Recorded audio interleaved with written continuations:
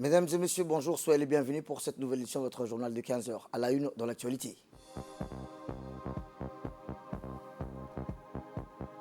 À la une dans l'actualité nationale, la garde-côte djiboutienne célèbre 13 ans de dévouement et d'innovation.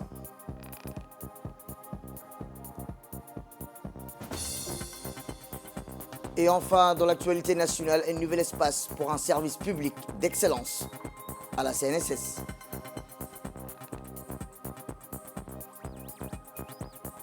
Et dans l'actualité internationale, au Proche-Orient, le sud de l'enclave, au cœur des affrontements, vive inquiétude pour les civils. C'était les titres. Merci si vous nous rejoignez.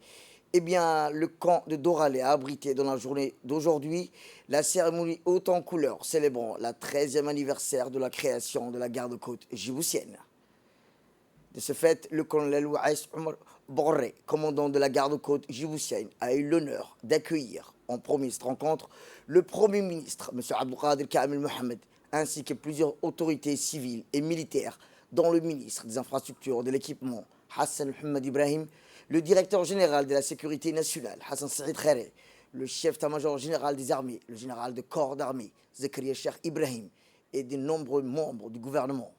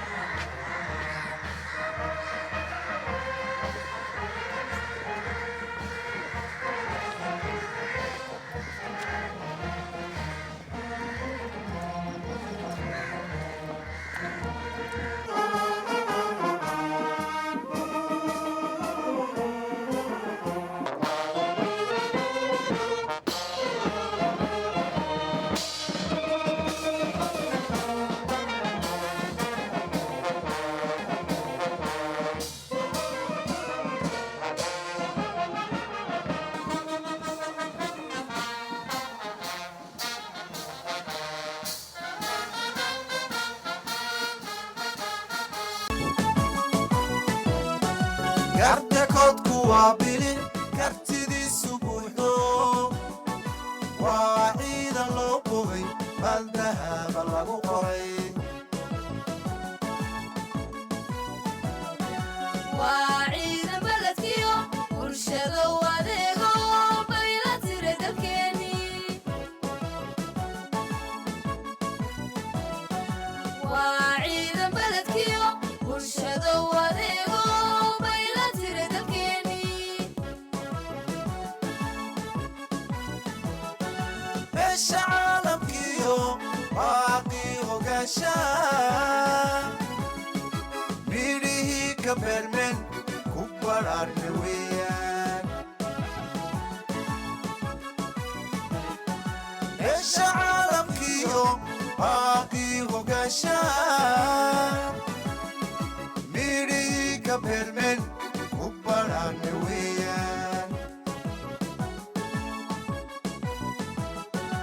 waa ciidan loo bogay laguna baahi beelo berigiyo badeenaba baladkeena daafaca waa ciidan loo bogay laguna baahi beelo berigiyo badeenaba baladkeena daafaca baaxad iyo xoogana waa ciidan bilano dadaal badan sameeye shilka dhacbadaha iyo Des ambassadeurs, des membres du gouvernement, des ambassadeurs des pays amis accrédités à Djibouti, ainsi que des représentants des forces armées pays amis stationnés à Djibouti, ainsi que des représentants de la société civile ont participé à la cérémonie. C'est dans ce cadre chaleureux, jovial, que les invités ont été accueillis afin de prendre part aux différentes séquences de la cérémonie célébrant le 13e anniversaire de la création de la garde-côte djiboutienne. Le Premier ministre, M. Abdelkader Khan Mohamed, a passé en revue les troupes d'honneur de la garde-côte djiboutienne avant de rejoindre la tribune officielle.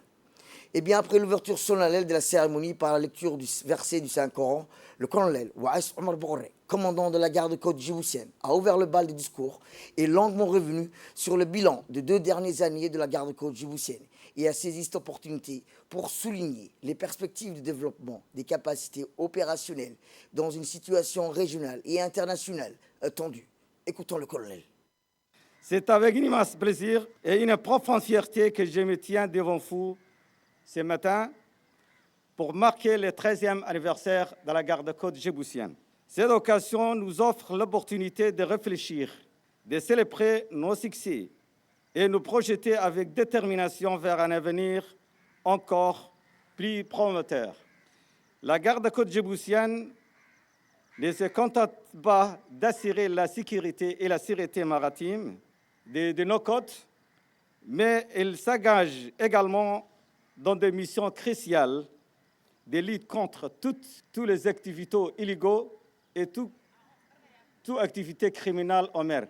Nous sommes déterminés à protéger nos ressources marines, à garantir la sécurité et la sûreté aux eaux territoriales et ainsi contribuer au développement socio-économique de notre cher pays. Au fil des 13 années passées, nous avons œuvré sans relâche au développement continu de nos infrastructures, de moyens de transport de troupes et de la logistique.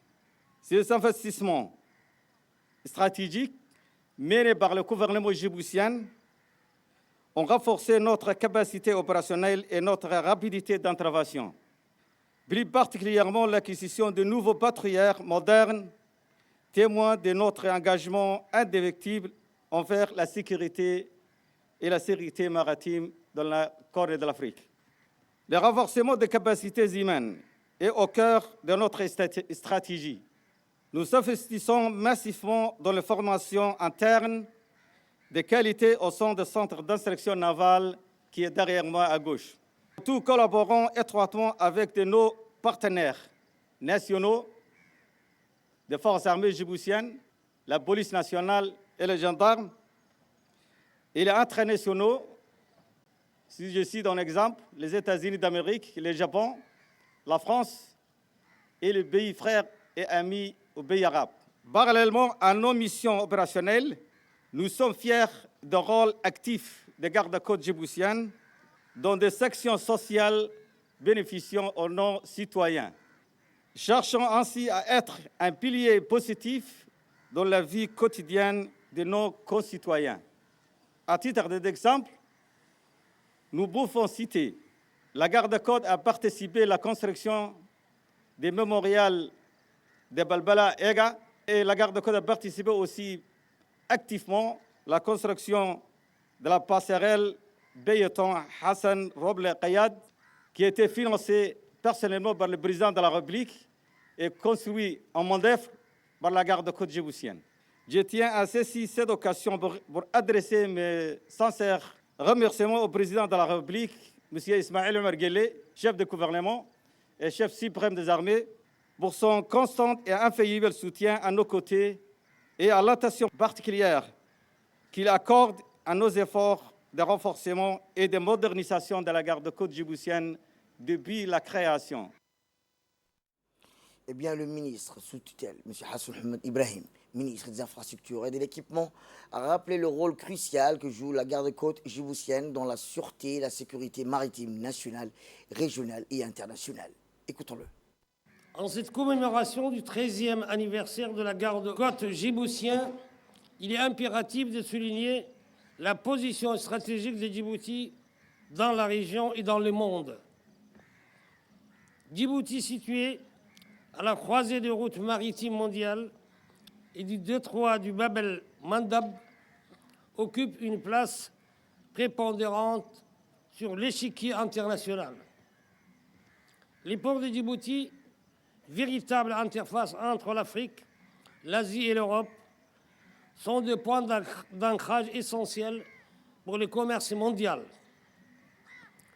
La garde-côte djiboutienne, en assurant la sécurité maritime le long de ce côté stratégique, garantit non seulement la sûreté de voies maritimes, mais également la protection des intérêts économiques nationaux et internationaux. La position géostratégique de Djibouti fait de ces ports des hubs logistiques incontournables, facilitant les échanges commerciaux et contribuant à la croissance économique de la région.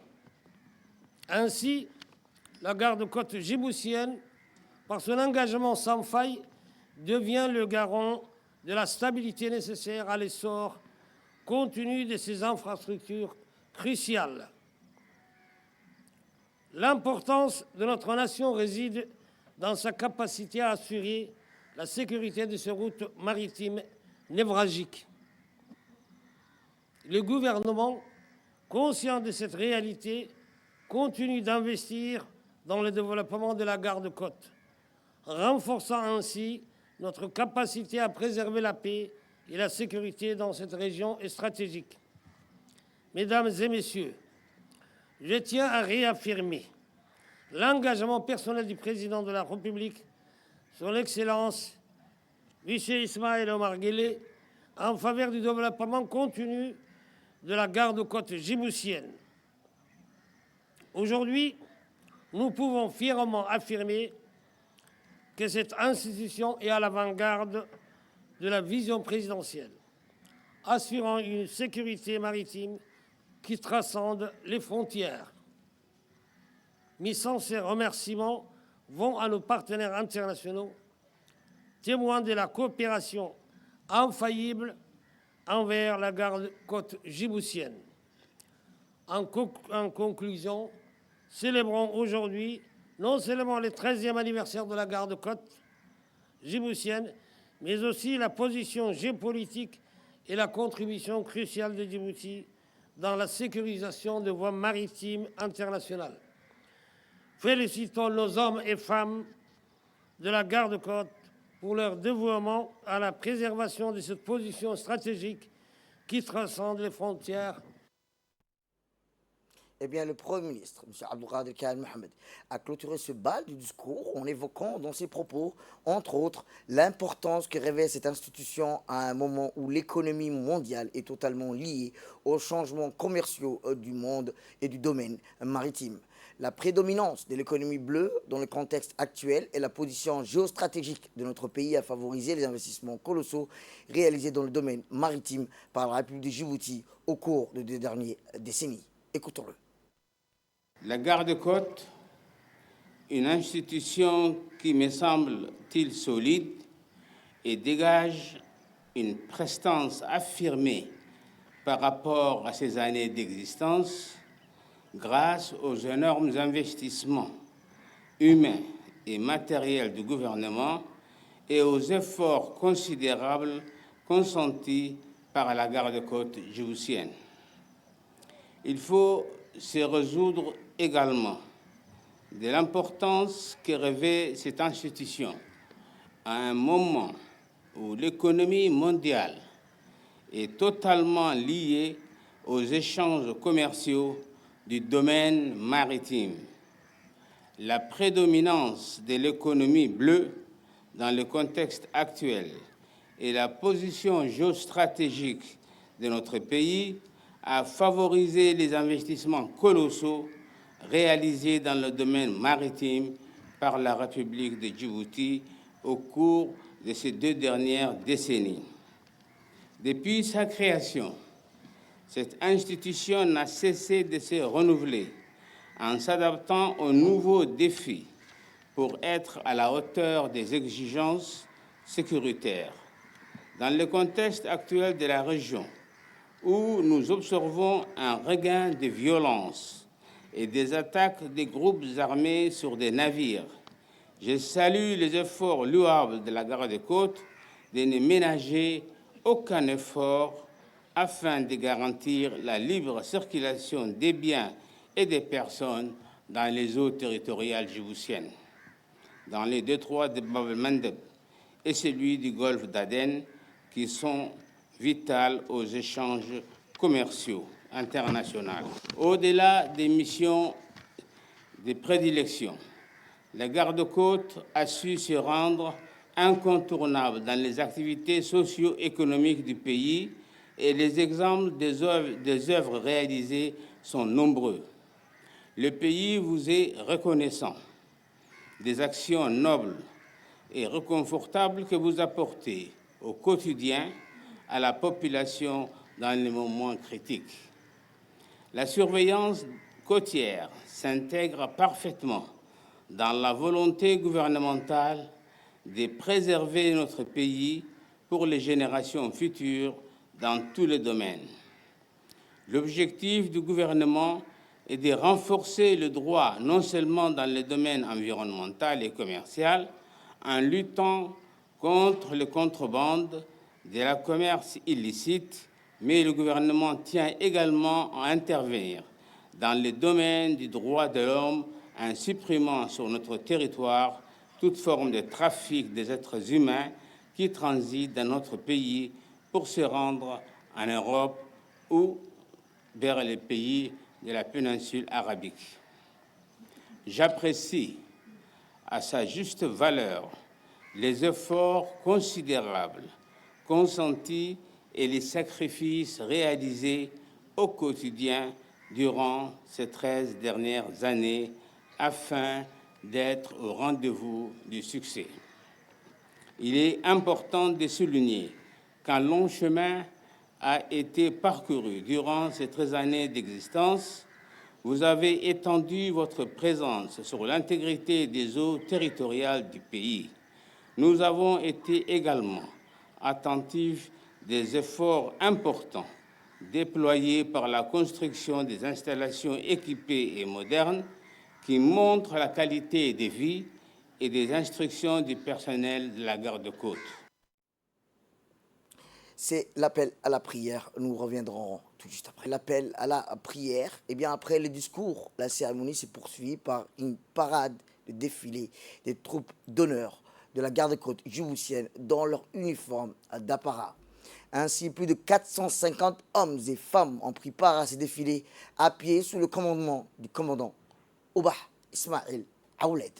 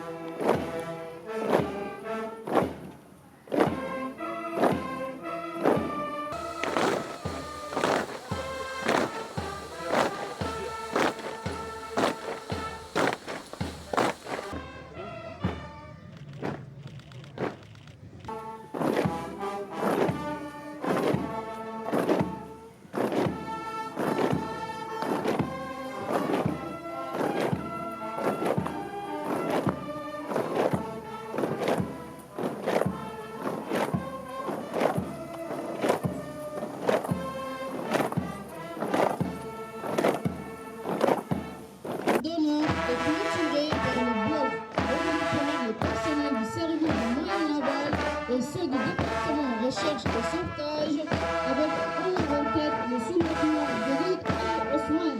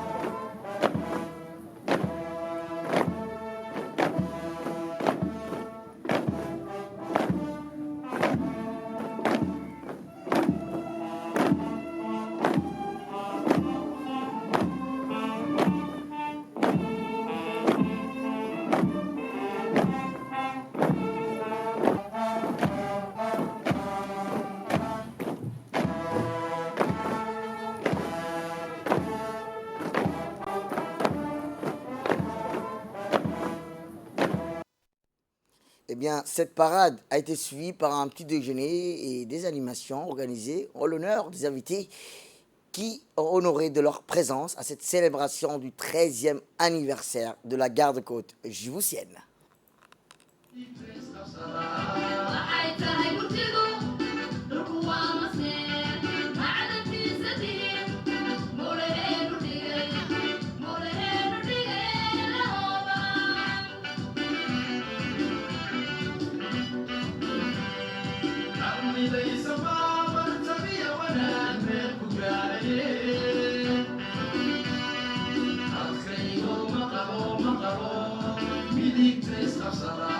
waxay tahay murtidu dhulku waa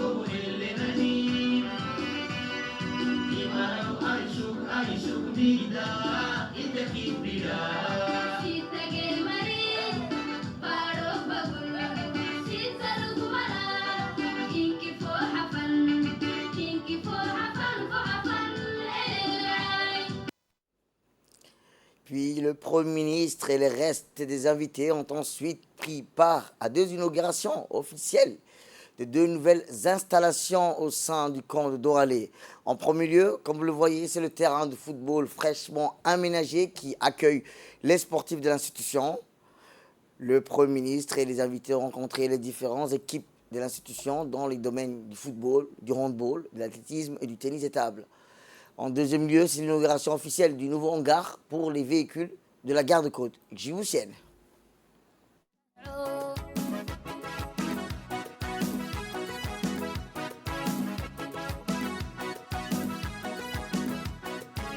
فوحت معرلي كسلينك تن مالا لسه قلت فوحت لينو فوحت معرلي كسلينك تن مالا لسه قلت فوحت لينو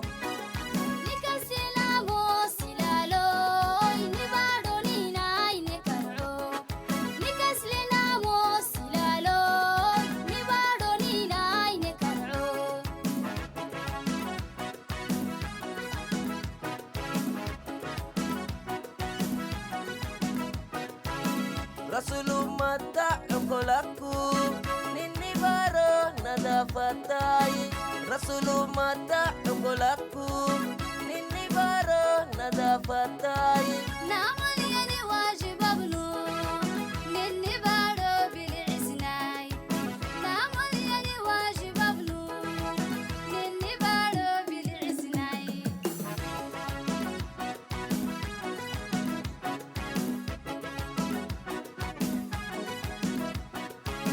Rasulu mata yokolaku nini baro nada fatai Rasulu mata yokolaku nini baro nada fatai نعمليني واجب ابنو نني بارو بالعسناي نعمليني واجب ابنو نني بارو بالعسناي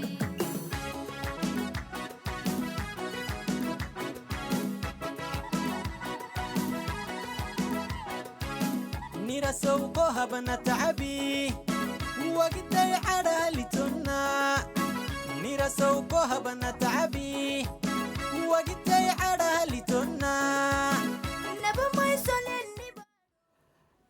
Ainsi du service logistique de l'institution qui vient de compléter les infrastructures du camp de Doralé. C'est à la suite de ces inaugurations que la cérémonie célébrant le 13e plutôt anniversaire de la garde du côte djiboutienne a pris fin. وقتي على لتنا نيرا سوقو Autre actualité dans ce 15 heures, c'est aussi la Caisse nationale de sécurité sociale qui a franchi aujourd'hui une étape significative vers la modernité en inaugurant ce matin son nouveau front d'office dédié aux différentes prestations sociales.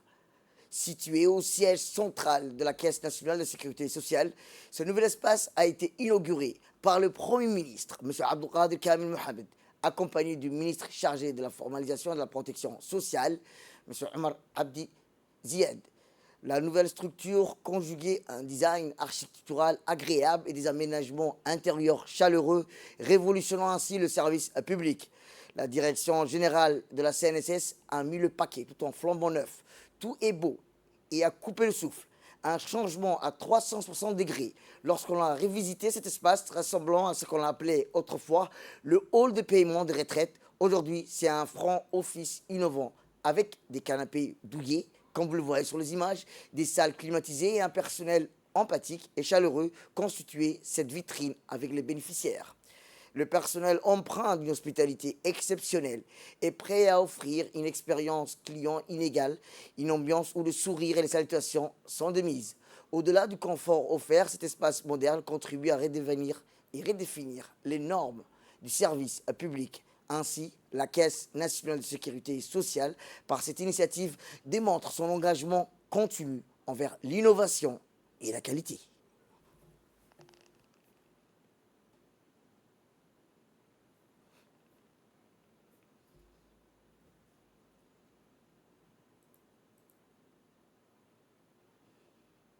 Eh bien, comme je vous le disais, ensemble, le nouveau front d'office de la Caisse nationale de sécurité sociale est une déclaration audacieuse de rénovation et de révolution dans le paysage du service public, témoignant de l'engagement de l'organisation envers l'excellence et le bien-être de ses bénéficiaires. Écoutons le Premier ministre. Nous sommes ici à la CNSS, mais CNSS transformée. Ayant connu la CPS, l'EPS et maintenant la CNSS, je crois qu'il y a une grande différence entre ces établissements, ces mêmes établissements qui a vu sa transformation aller jusqu'à une décentralisation. Ici, ce matin, nous avons inauguré les prestataires de services, c'est-à-dire les employés de la partie employés des services, parce que la dernière fois, on a inauguré pour les employeurs. Et ici, c'est pour les employés. Donc, c'est toutes les prestations qui sont données à ces prestataires de services sont tous présents ici, dans ces locaux. Et vu la transformation, je vous assure que je n'ai pas reconnu le bâtiment de l'ancien CPS. Parce que même s'ils existent encore, ils ont été aménagés et transformés. Et ça, c'est quelque chose que j'avais déjà dit. À l'Assemblée nationale, la CNSS est devenue un peu le fleuron des établissements publics. Autre actualité dans ce 15 heures, c'est aussi dans le cadre des relations diplomatiques croissantes entre la Chine et Djibouti. La nuit de l'amitié a émergé comme un événement symbolique qui s'est tenu hier dans la soirée au Palais du Peuple, célébrant ainsi les liens culturels dans le contexte diplomatique, les accords économiques. Ainsi, la célébration culturelle a été organisée, où nous le verrons dans nos prochaines éditions. Dans le cadre des relations d'amitié diplomatique croissantes entre la Chine et Djibouti, la nuit d'amitié émerge comme un moment symbolique, comme je vous l'ai rappelé. L'Agence nationale des personnes handicapées a organisé aussi un atelier de promotion, rappelons-le, de l'investissement s'est tenu ce matin au Palais du Peuple. Cet atelier a été organisé par l'Agence nationale des promotions des investissements et présidé par la secrétaire d'État chargée des investissements et du développement du secteur privé. L'objectif de l'atelier était de présenter les cadres juridiques et opportunités d'investissement à Djibouti, une haute délégation d'hommes d'affaires chinois. Les différentes opportunités d'investissement qu'offre la République de Djibouti ont été présentées aux hommes d'affaires chinois, notamment le tourisme balnéaire qui est sous-exploité, la pêche, l'élevage, l'économie bleue. Ont pris part à cet atelier l'ambassadeur de Djibouti en Chine, le directeur général de l'ANPI, le DG de Djibouti Touch Road et les hommes d'affaires chinois.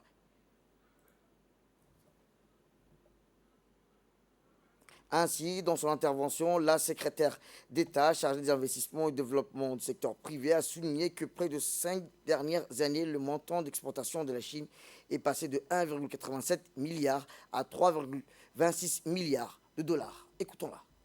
À des ports, nous avons également nos éleveurs. Les éleveurs, dans le domaine de l'économie bleue, la capacité de Djibouti est énorme dans le domaine halieutique. La possibilité, nous avons une capacité de 42 000 tonnes à extraire pour les produits halieutiques, et nous avons connaissance que seulement 9 000 tonnes sur les 42 000 sont extraites de nos eaux, et la possibilité s'offre à vous de transformer, d'investir dans l'industrie de transformation des produits halieutiques.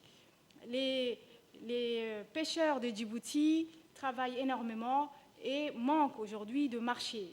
C'est pareil dans le domaine de l'élevage. Dans nos régions de l'intérieur, les Djiboutiens ont énormément travaillé de père en fils. Nous avons des éleveurs qui détiennent un capital très important, 6 000 têtes de bétail pour certains, d'autres 4 000 et 2 000 pour beaucoup. Ils ont énormément travaillé de père en fils, ont élevé, et aujourd'hui je suis à la recherche pour eux des marchés vers lesquels on peut exporter les bétails, les petits ruminants et autres bétails vers les marchés étrangers, ou la possibilité de les transformer industriellement sur place en République de Djibouti.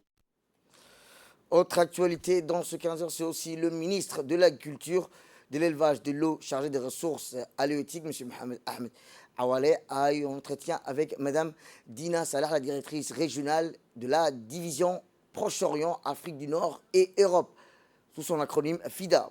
Les entretiens ont porté sur les voies et moyens de renforcer les relations bilatérales avec la FIDA pour faire face aux défis les plus nombreux qui voient le jour et pour accroître les investissements dans les populations rurales. Ils ont abordé les questions relatives autour du partenariat avec la FIDA, rappelant que le FIDA a vu le jour pour élever les défis aujourd'hui pendant plus de 40 ans. Ils ont accompagné la République de Djibouti en mettant l'accent uniquement sur les investissements durables visant à transformer les communautés rurales afin que les populations les plus pauvres vivant dans les endroits les plus difficiles atteindre puissent gagner décemment leur vie, avoir un véritable choix au-delà de l'immigration, de la violence et du désespoir.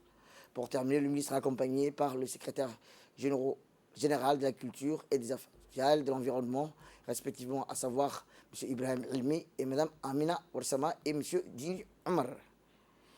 Le ministre a invité le FIDA plutôt, à participer à la prochaine table ronde qui aura lieu bientôt à Djibouti sur le pacte national de Djibouti sur la souveraineté alimentaire prévu au début de l'année prochaine.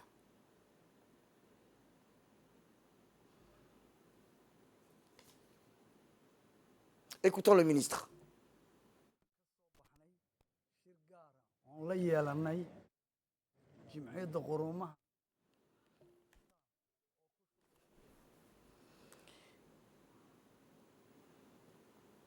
Autre actualité dans ce 15 heures et retour à Djibouti où l'Agence nationale des personnes handicapées a organisé ce matin une cérémonie de remise des certificats de kits de couture aux femmes handicapées formées au métier de coupe et couture. La cérémonie a réuni la ministre de la Femme et de la Famille, Mme Ousmane Aden, le directeur général de l'ANPH, de Ali Saïd Mahmoud, le représentant adjoint du PNUD à Djibouti et a vu la participation du directeur général de l'INAP, le secrétaire exécutif de la réforme de l'administration et du responsable de l'ANPH. 15 jeunes filles et femmes qui n'ont aucune connaissance dans ce domaine ont été formées pendant 6 mois afin de leur apprendre les bases de la couture. La couture est un métier précieux et une compétence particulière et pratique qui peut leur ouvrir de nombreuses opportunités professionnelles. À l'issue de cette formation, les femmes handicapées ont bénéficié d'un kit contenant des matériels, accessoires de couture ainsi qu'une machine à coudre qui vont leur permettre de démarrer leur activité en toute autonomie. Cette formation permettra aux bénéficiaires de créer leur propre activité économique et de subvenir à leurs besoins ainsi qu'à ceux de leur famille.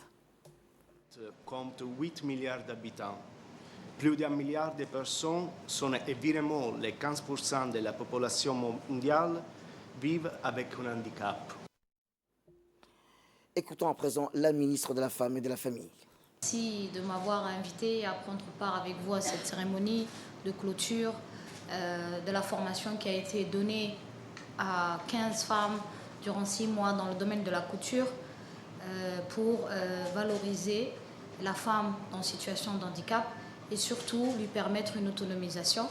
Pour nous, en tant que ministère de la Femme et en tant que femme, c'est une fierté et on voudrait remercier et féliciter la direction de l'ANPH pour tous les efforts fournis dans ce sens. Merci également l'ensemble des partenaires qui participent à leur côté pour les accompagner dans les différents programmes et projets mis en place dans la stratégie élaborée à l'ANPH pour les 5 années à venir. Et en tant que département ministériel, nous sommes toujours à leur côté pour les accompagner dans l'atteinte des objectifs qui se sont fixés. C'est d'autant plus pour moi une fierté parce que quand on parle de l'autonomisation de la femme en situation de handicap ou qui vit avec des enfants handicapés n'est pas mise en marge. C'est très important de la considérer comme partie intégrante et c'est très important de l'accompagner encore plus proche et encore de façon un peu plus importante parce que c'est une tranche de la population qui a besoin d'être remis au même niveau que le reste de la population qui a toutes ses capacités physiques. Alhamdulillah, la politique du président de la République, son Excellence Ismaël Omar Guelleh, a été très visionnaire, très tôt, pour pouvoir penser à mettre en place tous les dispositifs structurels, juridiques, institutionnels, pour que la situation de l'handicap à Djibouti doit être considérée en priorité et tous les financements, appuis techniques, soutien, accompagnement doivent se mettre à leur côté. C'est aussi une fierté pour moi parce que là on parle de la femme et c'est les efforts de la première dame, Mme Khadra Mohamed Haïd, qui sont consentis ici et qui sont soulevés parce que quand on voit une femme, quelle que soit sa situation, pouvoir bénéficier des différents appuis et stratégies d'accompagnement mis en place dans la République de Djibouti. Direction Turquie, où le ministre du Commerce et du Tourisme, M. Mohamed Ouarsama Diriya, a participé du 1er au 5 décembre à Istanbul à la 39e réunion ministérielle du comité permanent pour la coopération économique et commerciale. Le ministre était accompagné de l'ambassadeur de Djibouti à Turquie, M. Aden Hussein Abdillahi, directeur général de l'Agence nationale du tourisme, M. Osman Abdi Mohamed. Ces forums ouverts sous les auspices du président de la République de Turquie, M. Recep Tayyip Erdogan, étaient axés notamment sur la coopération pour le renforcement du commerce électronique entre les pays de l'Organisation de la coopération islamique. Le ministre a dans son discours rappelé que Djibouti est un carrefour important mondial en matière de flux d'informations et d'infrastructures digitales en tant que point d'arrivée des 10 câbles à fibre optique sous-marins internationaux. Le dernier est le câble IEX qui va relier l'Inde à l'Europe et l'Afrique avec une capacité de 200 terabytes. En effet, le ministre a également informé que Djibouti dispose aussi de l'évidence d'atouts majeurs pour devenir un acteur clé numérique dans la région.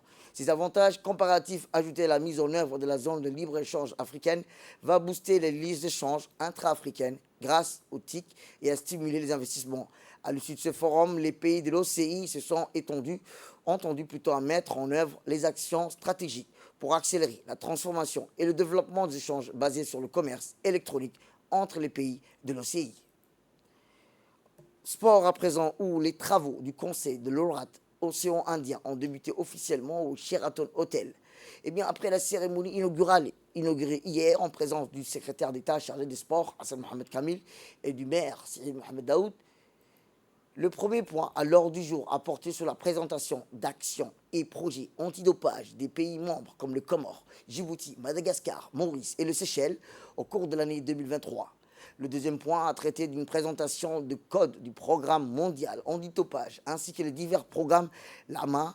Les congressistes ont également discuté aux profondeurs de la structure du fonctionnement des organisations régionales antidopage, ainsi comparément à ces derniers aux organisations nationales antidopage. Et enfin, l'évaluation des pays membres a mis en lumière que seule la République de Djibouti a soumis un plan éducation en 2023 concernant les projets subventions Supersport. La plupart des pays membres ont respecté les délais et la proposition des commerces est actuellement en cours de procédure d'envoi. Des organisations nationales antidopage de la région, en conformité avec les recommandations de l'Agence mondiale antidopage. Nous avons discuté à long, à large par rapport aux objectifs fixés et puis planifiés pour l'année prochaine. Les activités à renforcer. Vous savez que l'année prochaine, nous aurons les Jeux olympiques, nous aurons les Jeux africains, nous aurons d'autres activités de sensibilisation, d'éducation par rapport à la lutte contre le dopage, un fléau qu'il faut combattre du jour au jour. Et enfin, dans le cadre de la Semaine internationale des volontaires, le ministère de la Jeunesse et de la Culture, en collaboration avec le PNUD, s'est tenu en l'enceinte de l'Institut africain de Djibouti, un événement qui a réuni un auditoire des jeunes étudiants et des responsables de l'institution académique. Objectif premier de cette activité était justement de sensibiliser les jeunes sur le volontariat, avec ses avantages pour le développement personnel, mais aussi pour les pays. Le second objectif était de continuer ainsi les actions solidaires pour les jeunes de Gaza. Les étudiants ont accueilli vivement cette activité et ont saisi profondément la portée du message divulgué durant les échanges. Ils ont répondu activement à l'appel, participant massivement aux actions de solidarité pour nos jeunes frères palestiniens. La culture remercie pleinement les autorités et l'équipe de l'IAD pour l'accueil chaleureux et la collaboration de l'événement s'est clôturée par quelques versets coraniques. À l'Institut africain de Djibouti, nous avons accueilli la campagne du ministère de la Culture et de la Jeunesse qui avait pour but de sensibiliser pour une collecte de fonds en faveur de notre frère palestinien. Et dans cette journée, nous avons souhaité, comment dirais-je, le meilleur pour notre peuple frère. Et aussi, nous avons participé à l'élan en contribuant notre part. Et par la suite, nous allons aussi activement participer à d'autres campagnes afin d'aider nos frères palestiniens. Dans ce sens, maintenant, je remercie le ministère qui a organisé ces bels événements par collaboration et également aussi à tous les staffs de l'Institut africain qui ont travaillé main à main. Et dans l'actualité internationale, l'armée israélienne a intensifié aujourd'hui son déploiement dans le sud du territoire de Gaza, faisant craindre un scénario encore plus infernal pour les civils. L'armée israélienne a élargi ses opérations au sol de l'ensemble de la bande de Gaza avec des tanks déployés près de Khan Younes, nouvelle épicentre des tensions. Des dizaines de chars de transport, de troupes et des bulldozers israéliens sont entrés dans le sud du territoire palestinien où s'entasse une partie des civils. L'armée israélienne avait demandé au début de son opération terrestre à la population du nord de Gaza d'émigrer vers le sud du territoire devenu encore plus densément peuplé. C'est tout pour cette édition. Merci à vous de nous avoir suivis. Restez avec nous, placez nos programmes télévisés. Le programme continue sur Télé Djibouti.